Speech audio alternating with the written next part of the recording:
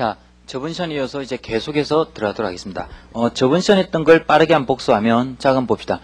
공부를 잘하기 위해서 무엇이 필요한가? 누적적 복습이라고 그랬죠. 그래서 여러분들, 최소한 공부해야 될 내용들은 여러분들 5번, 10번 봐서 안 됩니다. 수백 번 봐야 돼요. 수백 번 보는 방법이 누적적 복습이죠. 그 짧은 시간에 누적적 복습을 하면은 가능하다. 알겠습니까?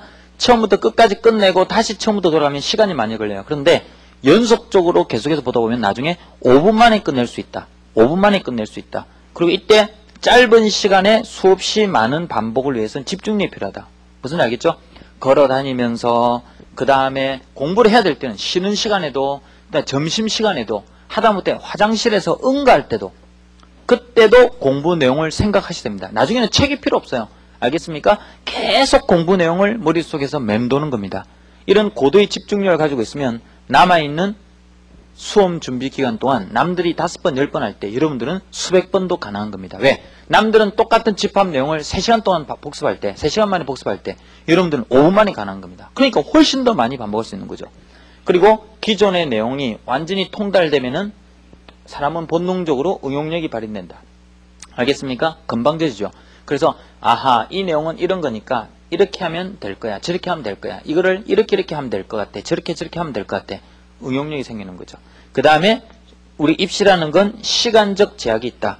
따라서 속독 능력이 필요하다. 센스가 필요하다. 요건 나중에 또 따로 강의를 해드린다고 그랬습니다. 물리화학 생물 강의를 본격적으로 할 때.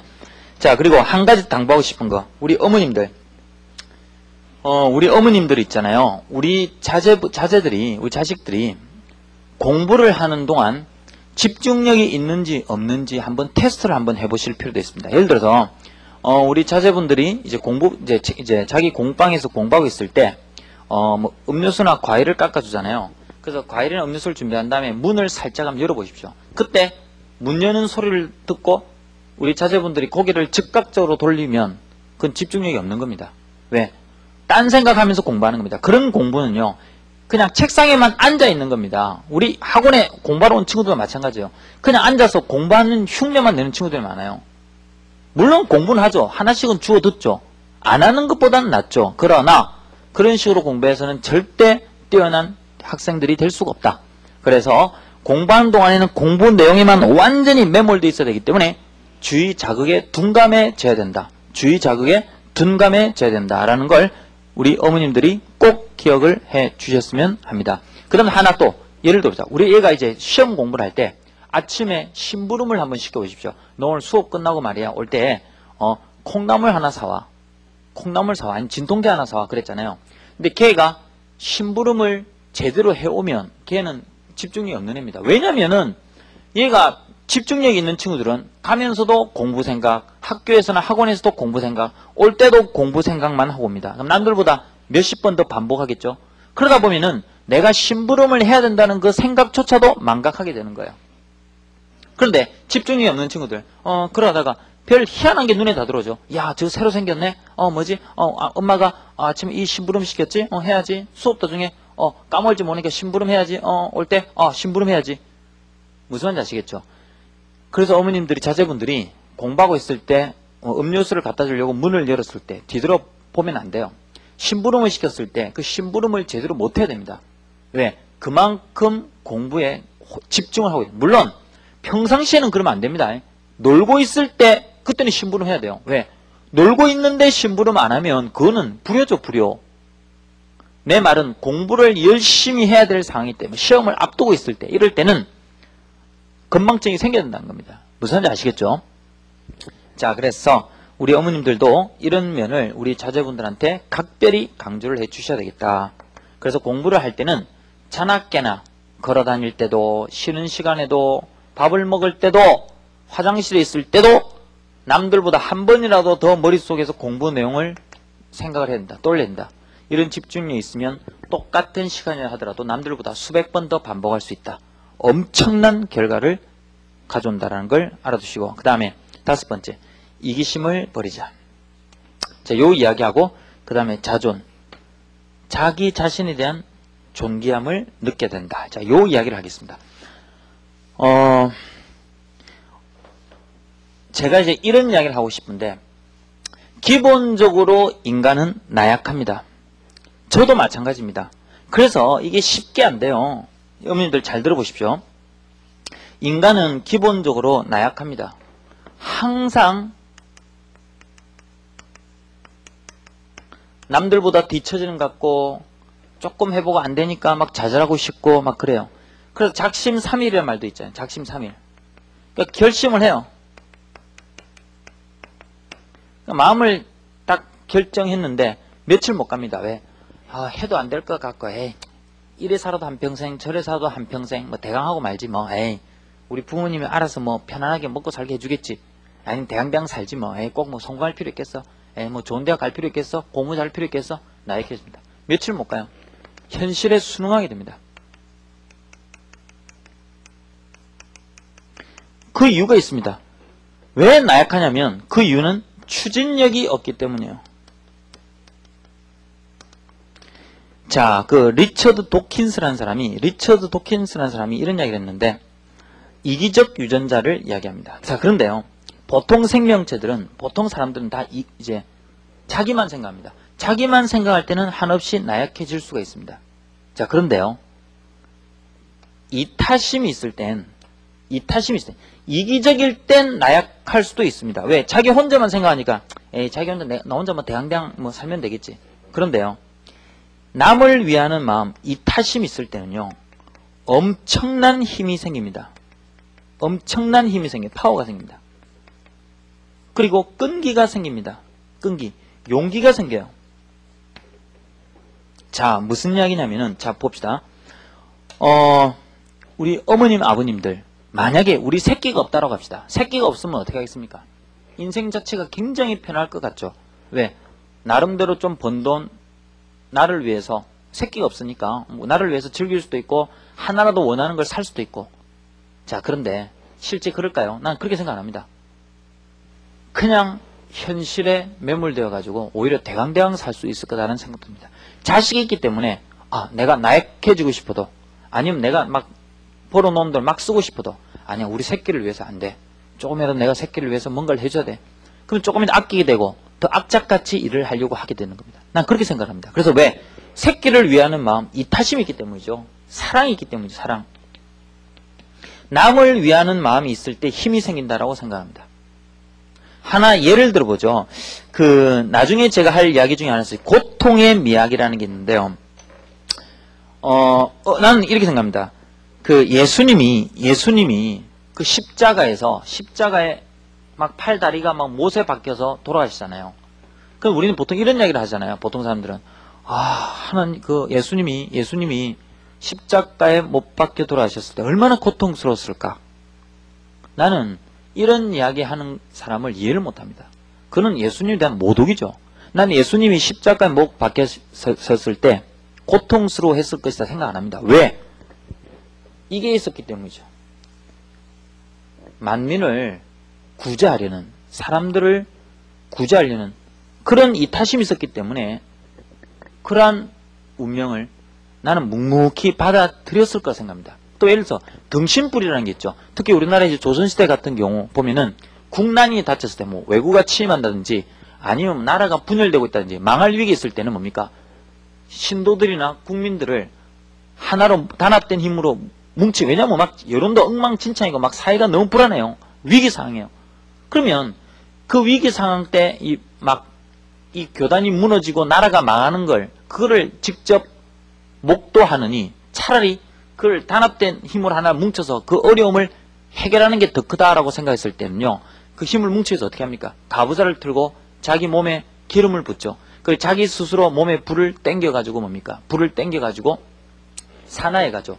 그러면서 이제 입적을 합니다. 그죠? 돌아가시죠. 그죠? 그걸 지켜보면서 신도들이 뭡니까? 막 뭉치고, 그래, 우리가 이걸 이겨내자. 이 큰 어르신의 말씀대로 우리가 이 위기를 헤쳐나가자. 라는 힘을 결속시킬 수 있게 되죠. 이때 이 고승이, 이게 이렇게 해서 그러다 이제 금가루 붙여서 만든 게 등신불이에요. 알고 있죠? 살아있는 사람이 자기 스스로 불 땡겨서 그때 신음 하나 지르지 않습니다. 그죠? 꼿꼿하게 그 자세에서 그대로 입적을 합니다. 그죠? 운명을 달리하게 됩니다. 그때 그분이 과연 고통스러워하셨을까요? 난 그렇게 생각 안 합니다. 바로 이게 있기 때문이죠. 그러니까 견딜 수가 있는 겁니다. 끝까지 강한 의지를 가지고 견딜 수가 있는 거예요. 석가모니께서 그 왕자의 아들로 태어나가지고, 그 왕의 아들로 태어나가지고, 왕자로 태어나가지고, 그 고난의 수행을 했을 때 석가모니께서 고통을 정말 느꼈을까요? 우리가 볼 땐 고통이지만 난 그걸 고통이라고 생각합니다. 깨달음을 갖기 위해서 당연히 겪어야 할 과정으로 나는 생각하셨을 거다라고 생각을 합니다. 자, 그래서 그걸 잘 보면은 이것 때문에 된 게 아니죠. 바로 이게 있다는 거죠. 자, 그럼 잘 이해가 안 되면 내가 하나 예를 들죠. 제가 올해 본 영화 중에서 가장 감동 깊게 본 영화가 첫사랑 사수 걸게 되는 영화가 있습니다. 이 영화를 나는 한 번쯤 꼭 봤으면 좋겠습니다. 우리 학생들이 우리 어머님하고 이 첫사랑 사수 걸게 돼 보면은 이게 차태현이라는 친구가 나오죠. 차태현이라는 친구 나오는데 이 친구가 개망난이에요. 개망난이에요. 그래서 맨날 막 쌈박질만 하고 거의 뭐 완전히 양아치처럼 살아죠. 그런데 이 차태현이가 좋아했던 어떤 여학생 있죠. 자기 학교 선생님 딸이에요. 그리고 걔하고 결혼하는 게 차태현이 꿈이에요. 그런데 어린 나이에 결혼시킬 수 없잖아요. 그래서 이 선생님이 차태현한테 이런 이야기를 하죠. 그때는 전교 꼴등을 하고 아니 양아치입니다. 뭐라고 하냐면 너가 전국 천등 안에 들어라. 전국 천등이면 서울대도 갈 수 있죠. 그러면 내 딸하고 결혼시켜주겠다. 그리고 그 다음부터 얘가 고등학교 1학년 때인데 그때부터 쌍코피를 터뜨리면서 죽도록 공부를 하죠. 죽도록 공부를 합니다. 그래서 결국 서울대 법대를 갑니다. 나는 이 영화를 보고 대부분 사람들은요 황당무계하다 말도 안 된다 그러죠. 근데 아닙니다. 내 생각에는 얼마든지 현실 가능한 이야기입니다. 왜냐? 이게 있기 때문에요 아무리 어려워도 잠을 못 자고 쌍코피를 터뜨리고 그렇게 힘들어도 헤쳐나갈 수 있는 이게 생겼기 때문이죠. 요것 때문에. 그리고 이제 얘가 서울대법대 들어가서 결혼시켜달라 그러니까 또 결혼할 수 없는 상황이죠. 왜? 이 여자애는 이대를 들어왔습니다. 이대. 이대는 대학 다닐 때 재학 중에 결혼하면은 퇴학되잖아요. 그래서 또 아버님이 이러죠. 그래 어차피 지금 결혼 못한다. 왜냐면 너희들 이제 대학교 1학년인데 얘는 이화여대 들어갔기 때문에 여기서 결혼해버리면 얘는 학교 제적당한다. 그래서 사법고시에 붙어라. 이왕 법대 들어갔으니까. 그럼 나중에 사법고시까지 붙죠. 공부를 죽도록 합니다. 죽도록 공부하죠. 자, 이제 이런 스토리인데, 나 이 영화를 꼭 보시면 돼요. 이 영화만 하나 예를 들어서, 나 이게 현실 가능하다고 생각합니다. 자, 그럼 제가 왜 이런 이야기를 할까요? 선생님도 이런 비슷한 경험을 했습니다. 선생님도, 지금 보면은 선생님이 이제 좀 똑똑해 보입니까? 아닙니다. 선생님도, 내가 생각할 때는 선생님도 머리가 상당히 나빠요. 머리가 상당히 나쁜 사람인 줄 아는데, 나도 공부를 열심히 하게 된 계기가 선생님도 요것 때문이었습니다. 요즘 친구들은 잘 이해가 안 될 거예요. 이거 어머님들 아마 잘 아실 텐데 우리가 어렸을 때는 이제 공부를 열심히 하는 계기 중에 하나가 부모님께 효도하는 거였죠. 저도 그 중3 때만 하더라도 이 중학교 때만 하더라도 그렇게 썩 공부를 잘한 게 아니었습니다. 그래서 선생님 제가 한 중3 이때마다 공부를 뭐 평범한 학생 정도로 공부를 했습니다. 그런데 어릴 때부터 난 우리 부모님한테 지긋지긋하게 들었던 이야기 중에 하나가 용수야 공부를 열심히 해서 좋은 대학 가라. 그 이야기를 지긋지긋하게 들었습니다. 중학교 때. 근데 그 이야기가 내게는 전혀 들어오지 않았습니다. 왜? 어른들은 공부를 열심히 하라고 하는구나. 그래서 평범하게 그냥 시험공, 중간고사, 기말고사 때 대강 공부하고 평상시에 놀고 공부하는 척만 하고 그랬습니다. 전혀 공부를 안 했습니다. 열심히 안 했죠. 아마 그랬으면 저도 평범한 대학을 나와서 평범하게 살았을 거예요. 그런데 중3 때 여름방학이었습니다. 어떤 일이 있었냐면 이제 이 중3 때는 참 이 성에 대한 호기심이 많잖아요. 그래서 친구들마다 이제 집집마다 돌아다니면서 어머님들이 보는 이제 뭐 여성 동화 뭐 이런 책들을 가끔 봤습니다. 그러면 여성들이 이제 막 이쁜 여자분들이 막 이제 속옷 입고 막 그런 이제 팬티하고 이제 막 이제 속옷 선전하는 게 있잖아요. 그런데 막 관심 많을 때요. 이런 이야기 좀 저도 부끄럽긴 한데 그래서 그런 것들 보다 어머님들이 그 당시만 해도 장롱 속에 꼭꼭 숨겨놨죠. 장롱 속에 꼭꼭 숨겨놨습니다. 요즘에 이제 그런 책들은 뭐 평범한 책이 될지 몰라도 우리 때만 하더라도 그 여성 동화에 있는 속옷 선전한 광고 사진은 우리한테 그 당시만 해도 굉장히 자극적이었죠. 그래서 그랬기 때문에 그때는 사회가 보수적이고 그래서 그런 책들을 이제 장롱 속에 꼭꼭 숨겨놨는데 한 번은 내 친구하고 2명이서 3명이죠. 우리 집에도 그 한두 건 우리 어머니 본 기억이 나요. 근데 못 찾겠더라고요. 그래서 집에 아무도 없을 때 친구들하고 방학 때 장롱을 막 뒤졌습니다. 그래 뒤졌는데 그 장롱을 막 뒤지다 보니까 책이 있더라고요. 그래서 그 책을 꺼내는데 다른 책들도 보이더라고요. 근데 그 중에 책 한 권이 딱 뭐냐면 알파벳 A, B, C, D 그 다음에 뭐 어머니, 아버지, 뭐 학생, 학교 한글 배우는 딱 그 책이 딱 보이는 거예요. 그 순간 그리고 그 다음에 책 그 노트 표지에는 보니까 우리 어머님 이름이 딱 적혀 있더라고요. 김자, 외자, 숙자. 그걸 보는 순간 저는 세상이 마비되고 온몸이 그냥 하얘지면서 머리가 아찔하더라고요. 아찔했습니다. 뭘 생각했냐면 그때 우리 어머님은 초등학교도 졸업을 제대로 못했습니다. 어릴 때. 우리 아버님도 제대로 이제 정상적인 교육을 못 받으셨고 옛날 분들이 아마 많이 그랬죠. 사회가 굉장히 어려울 때였으니까. 그래 이제 그 순간 어떤 생각이 나면 와 부모님이 나한테 공부하라는 게 그냥 공부하는 게 아니구나. 그러니까 저한테는 한 번도 내 생각입니다. 그러니까 검정고시 학원을 다녔던 거죠. 그래서 알파벳 배우고 저는 그 국민학교 한 5, 6학년 때 뗐던 알파벳을 공부하고 있더라고요. 그러면서 와 그리고 우리 아버님이 틈틈이 책을 저한테 선물하고 주한 게 이해가 되더라고요. 그러면서 어린 마음에 아 내가 이럴 때가 아니구나. 그러면서 친구들 보고 집에 가라 그랬습니다. 그래서 그때부터 제 기억에 고등학교 3학년 졸업할 때까지 죽어라고 공부했던 것 같아요. 어느 정도 내가 공부를 했냐면 심지어 우리 부모님이 건강해진다고 눈 나빠진다고 심지어 공부를 하지 말라고 했습니다. 그 정도로 열심히 했습니다. 그래서 나중에 제가 원하는 대학에 들어갈 수 있었는데 결국 저도 공부를 열심히 하게 된 계기를 생각을 하니까 바로 요거든. 그래서 저는 나름대로 뭐 제 기준에서는 나름대로 세상을 적당히 뭐 어느 정도 성공했다 잘 살아갔다라고 생각하는데 그 가장 큰 계기가 된 게 바로 우리 부모님에 대한 사랑이라고 생각합니다. 지금도 우리 어머님한테는 저는 개인적으로 굉장히 감사합니다. 자, 제가 왜 이런 이야기를 하느냐. 사람이요 자기만 생각하면요 오래 못 갑니다. 왜? 현실에 타협하게 돼요. 왜? 적당히 살지 뭐 나 혼자 뭐 대. 그런데요 요게 있으면은 엄청난 힘을 갖게 되는 겁니다. 자, 그래서 우리 학생 여러분들 이게 꼭 부모님이 아니면 자기가 사랑하는 사람일 수도 있고 아니 그리고 또 예를 들면 이런 겁니다. 저 또 대학 다닐 때 저한테 큰 힘을 줬던 사람 중에 한 명이 마르크스라는 사람이 있습니다. 물론 그렇다고 제가 사회주의자는 아닙니다. 마르크스 같은 사람, 그 다음에 닥터 노먼 베순, 닥터 이제 의사가 있는데 노먼 베순이라는 의사가 있습니다. 그 사람들을 내가 접하면서 그 사람들이 굉장히 존경스럽더라고요.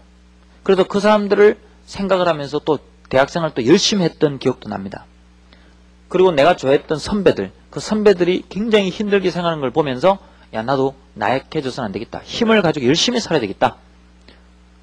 그런 생각을 저는 가지면서 나름대로 좀 강해진 것 같아요. 그래서 우리 학생들도 내가 당부하고 싶은 건 이 힘든 공부를 할 때 물론 자기 자신일 수도 있지만 무엇보다 중요한 건 누군가를 위하는 마음, 이 이타심을 꼭 가지시라는 겁니다. 이럴 때는 엄청난 힘이 생기고 공부하는 게 힘든 게 아닙니다.